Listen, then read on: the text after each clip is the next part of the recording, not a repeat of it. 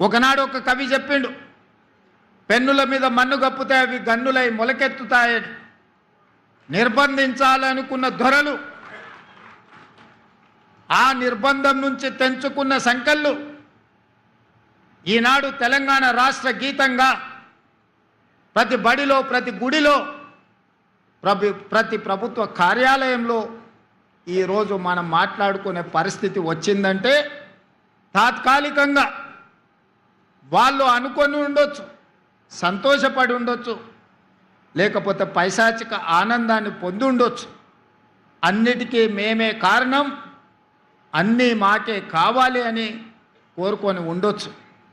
కానీ పాటతో పెట్టుకున్నాడు, అందశ్రీ గద్దరన్న లాంటి యుద్ధ నౌకలతో పెట్టుకున్నాడు, కాల గర్భంలో కలిసిపోతాడని ఆనాడే చెప్పినాం. ఆత్మ గౌరవం కలిగిన అందశ్రీ ఏనాడు ఆ గడప దొక్కే ప్రయత్నం చెయ్యలే. ఏదో ఒక రకంగా రప్పించుకోవాలని అందశ్రీ గారి దగ్గరికి దూతలను పంపిస్తే కూడా వాని బతుకు జడ, వాని మొహం చూడనని చెప్పిన గొప్ప, కుటుంబాన్ని నడపడానికి కష్టమైన రోజుల్లో కూడా ఓ పూట తిని తినకపోయినా అర్ధాకలితో కుటుంబాన్ని నడిపించుకున్నాడు తప్ప దొరల గడీల ముందు నేను మొకరిల్లను అని నిటారుగా నిలబడి చెప్పిన బిడ్డ అందశ్రీ అని చెప్పి నేను ఈ సందర్భంగా గుర్తు చేస్తున్నా. నేను వాడింది 4 కోట్ల తెలంగాణ ప్రజల కోసంగా తప్ప ఈ గడీలలో ప్రజల్ని నిర్బంధించాలనుకునే వాళ్ళ కోసం నేను పాట రాయను, పాట పాడను. అలాంటి వాళ్లకు చరిత్ర ఖచ్చితంగా గుణపాఠం చెప్పుతుంది అని చెప్పి అందశ్రీ గారు ఎన్నోసార్లు నాతో మాట్లాడడం జరిగింది. ఆనాడు ఏ విధంగా ఎట్లయినా సరే 600 అటు సూర్యుడు ఇటు మొలిసినా సరే ఈసారి ఎన్నికల్లో గడీలను బద్దలు కొట్టాలి. ఆ గడీలను బద్దలు కొట్టాలంటే తెలంగాణ సమాజంలో ఉన్న యువకులు పిరంగులై పేలాలి అని ఆలోచనతోని నేను అందశ్రీ గారిని కలవాలనుకున్నా. అందరు రాజకీయ నాయకుల్లాగానే మాట మాట్లాడితే మాట తర్వాత మర్చిపోతారన్న అనుమానంతో అందశ్రీ గారు నన్ను బహిరంగంగా కలవడానికి కూడా ఒకసారి ఇష్టపడలే. నేను చెప్పిన ఒకసారి కలవడం వల్ల మీ అనుమానాలైనా తొలగిపోవచ్చు, నా అవగాహన అయినా పెరగవచ్చు. కలవడం ద్వారా తెలంగాణ సమాజానికి మేలే జరుగుతుంది తప్ప ఎవరికి అన్యాయం జరగదని నమ్మకం, విశ్వాసం, భరోసా అందశ్రీ గారికి కల్పిస్తే ఒక మిత్రుడి ఇంటిలో అందశ్రీ గారు కలిసిండ్రు. 10 నిమిషాలు ఉంటా, అంతకు మించి నేను ఉండను అని ఆనాడు అందశ్రీ గారు అన్నారు. 5 నిమిషాలకైనా మనం కలుద్దాం. ఈనాడు మనందరం ఏకలు కావాల్సిన అవసరం ఉన్నది. ఎంత పెద్ద సర్పానైనా చీమల దండు దండించగలుగుద్ది, మనందరం కూడా దండు కట్టాల్సిన అవసరం ఉందని ఆనాడు అందశ్రీ గారితో మాట్లాడిన సందర్భంగా నేను వారికి విజ్ఞప్తి చేసి, నా జీవితంలో జరిగిన అనేక సంఘటనలు ఆయన నిశ్శబ్దంగా గమనిస్తూనే ఉన్నాడు. ఆ రోజు వారు నాతో అన్నాడు, తర్వాత నా కుటుంబాన్ని కలవనికి వచ్చినప్పుడు నా కుటుంబ సభ్యులతో తన ఆవేదనను వెలిబుచ్చిండు.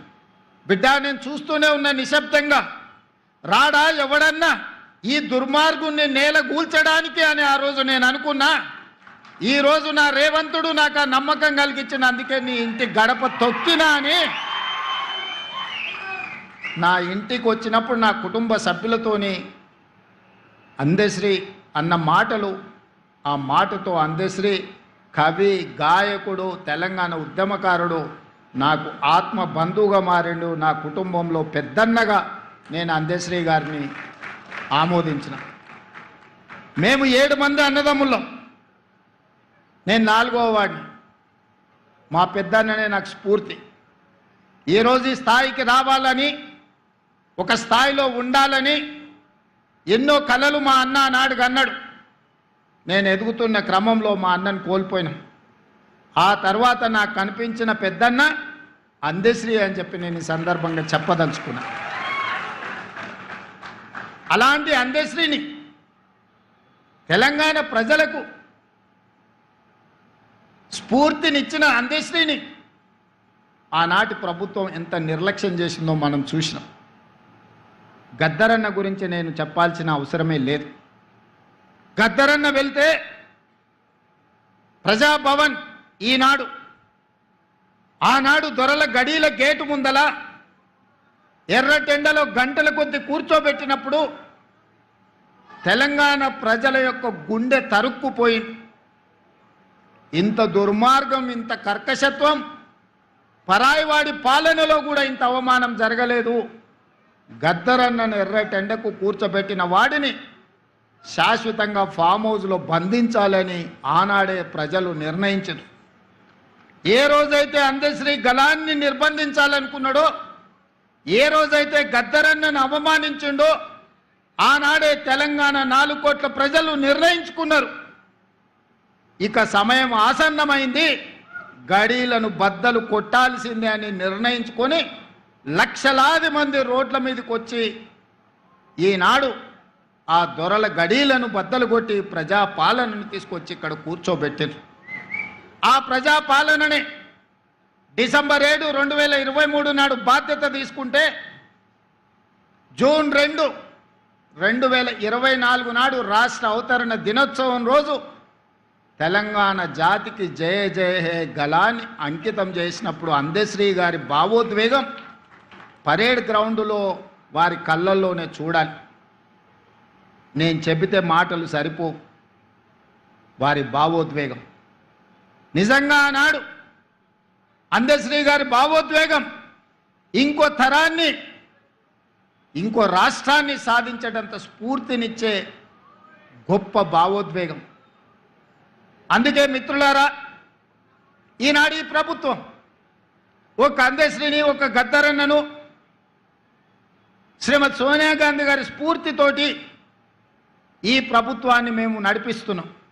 ఈనాడు నా సహచర మంత్రివర్గ సభ్యులు ఎన్నికల సమయంలో ఇచ్చిన హామీలను, ప్రజల అవసరాలను, ఆర్థిక ఇబ్బందులున్నా ఒకటొకటిగా పరిష్కరించుకుంటూ కుటుంబాన్ని చక్కదిద్దే ప్రయత్నం చేస్తున్నారు. రోజుకు 16-18 గంటలు ఈరోజు సహచర మంత్రివర్గ సభ్యులు ఈరోజు ప్రజలకు అందుబాటులో ఉండి పనులు చేస్తున్నారు. ఇవాళ మేకతోలు కప్పుకున్న తొడేలు ఈరోజు బయటికి వచ్చింది. మేకతోలు కప్పుకున్న తొడేలు ఈనాడు మాట్లాడుతుంది. కేసీఆర్ గారు నోటిఫికేషన్లు ఇస్తే రేవంత్ రెడ్డి ఉద్యోగాలు ఇచ్చిండని. నేను అడగదలుచుకున్న ఈ తొడేళ్ల గుంపును ఆనాడు నీ చెల్లిని నిజామాబాద్ పార్లమెంటు ఎన్నికల్లో బండకేసి కొడితే 6 నెలలు తిరగకుందే శాసన మండలికి ఉద్యోగాన్ని ఇచ్చి పంపించింది కదా. నీ బంధువు వినోద్ కుమార్ని పార్లమెంటులో గోతి తీసి పాతి పెడితే కరీంనగర్ ప్రజలు ప్లానింగ్ కమిషన్ వైస్ చైర్మన్గా 3 నెలల్లోనే ఉద్యోగం ఇచ్చిండ్రు కదా. మీ బంధువులైన హరీష్ రావు గారికో, కేటీఆర్కో, లేకపోతే దయాకర్ రావుకో ఇలా చెప్పుకుంటూ వెళ్తే 100 మంది నీ బంధువులకు ఒక్కరోజు ఖాళీ ఉండకుండా ఉద్యోగాలు, మంత్రి పదవులు ఇచ్చినావు కదా. నువ్వు పదవులు అనుభవించినావు కదా. 1 గంట కూడా ఆలస్యం చేయకుండా నీ కోసం, నీ కుటుంబం కోసం, నీ బంధువుల కోసం పడ్డ తాపత్రయంలో తెలంగాణ ఉద్యమమే ఉద్యోగాల జాతర. ఆ ఉద్యోగాల గురించి ఒక్కరోజైనా ఆలోచన చేసినవా? టీచర్ల నియామకాలు చేపట్టినవా? పోలీసు నియామకాలు చేపట్టినవా? డాక్టర్లు, నర్సుల నియామకాలు చేపట్టినవా? లేకపోతే ఇంజనీర్ల నియామకాలు చేపట్టినవా?